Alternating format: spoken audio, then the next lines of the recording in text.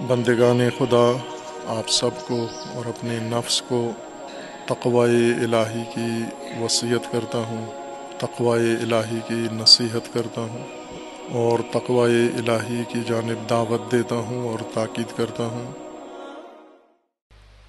ہارون مامون نے مکاری دکھائی اور وہ چیز جو دوسروں نے نہیں کی اس نے کی۔ اس نے امام کو مدینہ سے منتقل کیا خراسان میں، طوس میں، موجودہ مشہد میں۔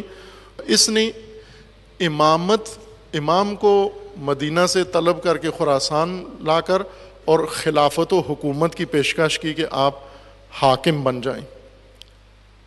وہ کام جو تشیع کو کرنا چاہیے تھا، امت کو کرنا چاہیے تھا، وہ مامون الرشید نے کیا۔ امام نے قبول نہیں کیا، انکار کر دیا۔ اس لیے انکار کر دیا کہ امام نے اس سے فرمایا کہ یہ جو تو مجھے پیش کر رہا ہے اور تو نے خود جو سنبھالی ہے یہ مسند خلافت و حکومت کی، یہ تجھے حق تھا، تیرا حق بنتا ہے، اللہ کی طرف سے تو ہے، حاکم ہے۔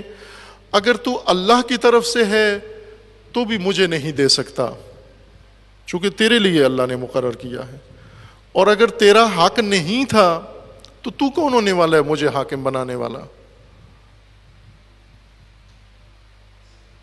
اگر تجھے اللہ نے یہ حق دیا ہے، کہاں ہے؟ ثابت کر کہ یہ تیرا حق تھا۔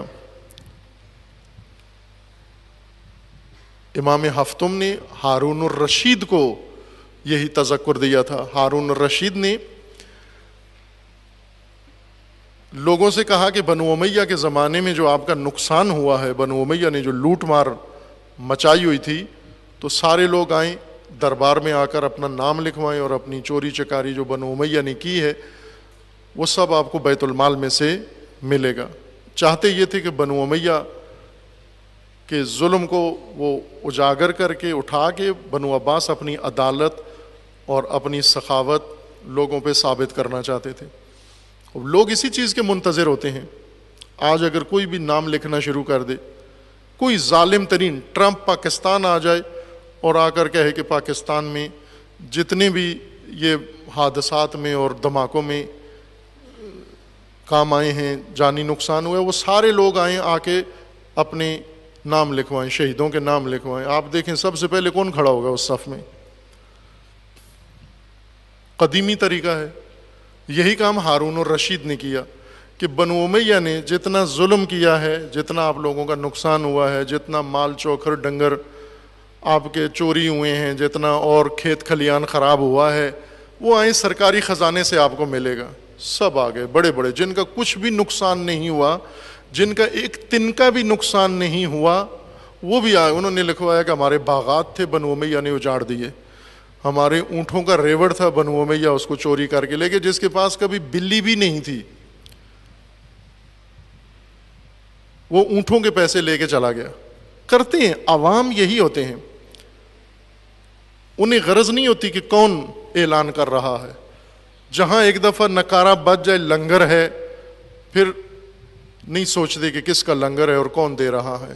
یہ یو ایس ایڈ وہی لنگر ہے شیطان کا، اور اس شیطانی دسترخوان پہ بیٹھے ہوئے دیکھیں مومنین، نابینا اندھے بے بصیرت کس دسترخوان پہ جا بیٹھے ہیں۔ اور ساتھ پھر بات بھی کرتے ہیں کہ یہ امریکہ کو برا بھلا کہتے ہیں، امریکہ تو ہمیں آٹے کی بوری دیتا ہے، انہوں نے آج تک کیا دیا ہے ہمیں۔ ساتھ باقاعدہ عوام نتیجہ بھی لیتے ہیں کہ یو ایس، امریکہ، یہ ظالم ریاست، اس نے تو ہمیں مرغی دی ہے، اس نے انڈا دیا ہے، وہاں پر اس نے بکری دی ہے ہمیں۔ یو ایس ایڈ یہی ہوتی ہے دیہاتوں میں، گلگت بلتستان میں، کسی کو آٹا دے دیا، کسی کو کلو چینی دے دی، کسی کو راشن دے دیا، اور وہ پھر خوش ہوتے ہیں۔ اب ان کے پاس اگر کوئی مذہبی متدین جوان مبلغ عالم چلا جائے تو پہلے بات یہی کرتے ہیں کہ تم نے آج تک ہمارے لیے کیا کیا ہے؟ کوئی بکری دی ہے ہمیں؟ کوئی بکری کا بچہ لائے ہو ہمارے لیے؟ عوام کی توقعات یہی ہیں۔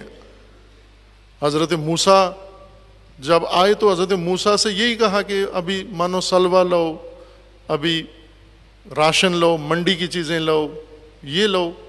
فرعون تو ہمیں یہ دیتا تھا، آپ ہمیں کیا دیتے ہو؟ عوام یہی ہوتے ہیں. عوام کو اگر کہیں آ کر سعودی عرب کا بادشاہ کہے آ کر کسی بھی علاقے کے مومنین کو کہ تمہیں پل میں بنا دیتا ہوں، اسپتال میں بنا دیتا ہوں، تو وہ یہ کام کرنے کے لیے تیار ہیں. عوام کہیں گے ٹھیک ہے آپ زندہ باد، انہوں نے ہمارے لیے کیا کیا ہے.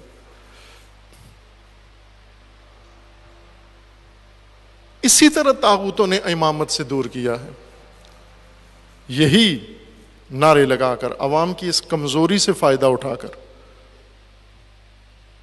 اس طرح سے دور کیا.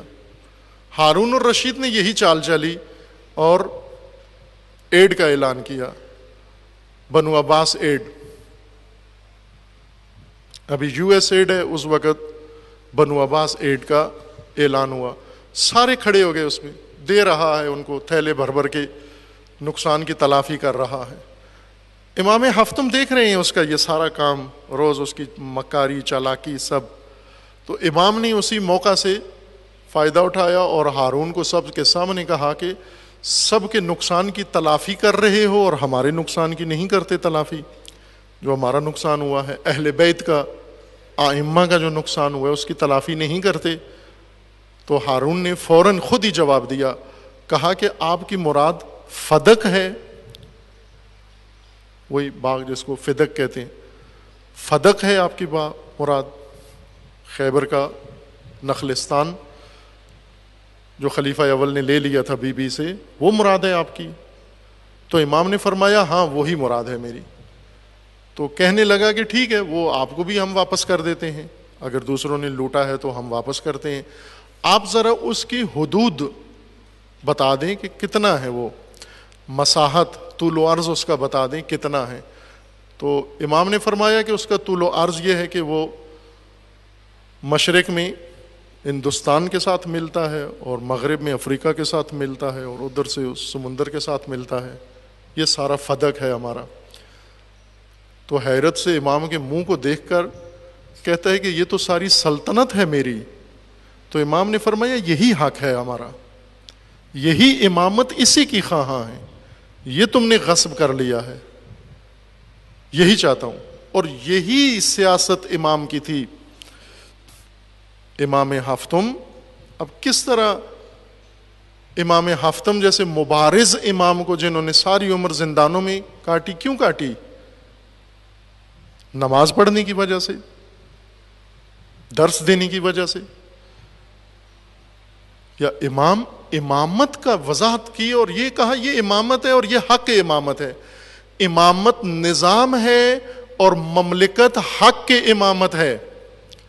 امامت کا حق مملکت ہے، ملک ہے، یہ سلطنت ہے، یہ امامت کا حق ہے، یہ اللہ نے دیا ہے، تم نے غصب کر لیا ہے. ایسے تفکر رکھنے والے امام کو کون اپنے حال پہ چھوڑے گا؟ پھر ہارون الرشید جیسا ظالم. مامون سمجھتا تھا اور اسے معلوم تھا امامت کیا ہے اور یہ کس چیز کے خواہاں ہیں، لہٰذا اس نے یہ چال چلی اور آ کر کہا کہ یہ میری طرف سے آپ میرے جانشین آپ ہیں. جانشین نہیں، پہلے اس نے کہا کہ میں استعفیٰ دیتا ہوں، معزول ہوتا ہوں اور اپنی جگہ مسند پہ آپ کو بلاتا ہوں اور آپ کی بیعت کرتا ہوں، آپ حاکم بنے. امام نے انکار کر دیا. آج اگر ہمارے اقتدار پسند یہ گروہ ہوتے شیعہ مشاورین امام رضا کے، تو وہ تو یہی کہتے کہ ہم تو تھانے میں ایک انسپیکٹر کے لیے بھی تیار ہیں لگنے کے لیے، آپ کو خلیفہ لگا رہے ہیں تو آپ قبول نہیں کرتے. آج کتنی کوشش ہے ہماری کہ ایک مومن کسی نہ کسی جگہ فٹ ہو جائے اس نظام میں. اب امام علیہ السلام کو تو وہ سارا اقتدار دے رہا ہے، پوری حکومت دے رہا ہے، پورا ملک و مملکت دے رہا ہے، سب کچھ. افواج اور بہت بڑی مملکت تھی. آج جو 30-40 ملک ہیں یہ ایک مملکت تھی اس وقت. جو آج بڑے بڑے 30-40 ملک ہیں یہ ایک مملکت تھی ساری. اور اس مملکت میں سورج غروب نہیں ہوتا تھا. اس کا مطلب یہ نہیں کہ ہمیشہ رکا رہتا تھا، شام نہیں ہوتی تھی، بلکہ اس کا معنی یہ ہے کہ ایک جگہ ڈوبتا تھا اسلامی مملکت میں تو دوسری جگہ اسلامی مملکت میں طلوع ہو جاتا تھا. اتنی وسیع تھی مملکت اسلامی. یہ ساری امام کے حوالے کر رہا ہے. امام نے فرمایا کہ یہ تیرا حق ہے، اگر تیرا حق ہے اللہ کی طرف سے تو دینے کا مجاز نہیں ہے، اور اگر تیرا حق نہیں ہے تو غاصب ہے، تو میں ایک غاصب سے لوں، یہ ایک غاصب کا جانشین بنوں، ایک غاصب کے سے لے کر میں حاکم بنوں کہ وہ مجھے ہدیے میں دے رہا ہے، اپنا نائب بنا کے دے رہا ہے. اور یہ امامت نہیں ہے. امامت کو حق حکومت اللہ نے دیا ہے، نہ ہارون مامون الرشید نے.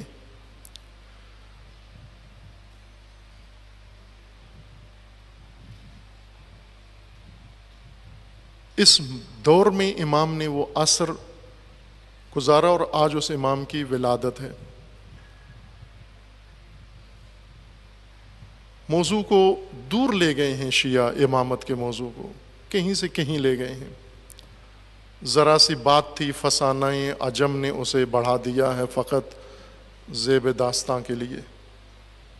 وہ بات اصل میں امامت کی تھی، بات اصل میں ولایت کی تھی، بات اصل میں حکومت کی تھی، بات اللہ کے حق کی تھی، نظام کی تھی، لیکن فسانہ عجم نے اسے داستان بنا کے، افسانہ بنا کے کچھ اور بنا دیا ہے. اور آج ہم ولادت کے دنوں میں جشن گزار کے اور اپنی عقیدتوں کا اظہار کر کے برخاست کر دیتے ہیں محفلیں، اور نظام امامت وہیں پہ رہتا ہے جہاں تھا. یہ ایام ائمہ کے تقاضائے عہد رکھتے ہیں. ان ایام کا تقاضا ہے انسان سے کہ یہ امامت کے یادگار دن ہیں، اور امت اسلامیہ پیروان امامت، انہیں امامت کی طرف رجوع کرنا ہے. یہ دن اس عہد کے ہیں کہ امامت کی طرف رجوع کریں. جس سے سمجھوتا کر لیا ہے ان کو کل عدم کرو اور رجوع کرو امامت کی طرف. بہت ساروں سے سمجھوتا کر لیا ہم نے، طاغوتوں سے سمجھوتے کر لیے، ہر کثیف ترین نظام سے سمجھوتا کر لیا، امامت سے روٹھ گئے. کیوں روٹھ گئے؟ بندگان خدا، آپ سب کو اور اپنے نفس کو تقوی الہی کی وصیت کرتا ہوں، تقوی الہی کی نصیحت کرتا ہوں، اور تقوی الہی کی جانب دعوت دیتا ہوں اور تاکید کرتا ہوں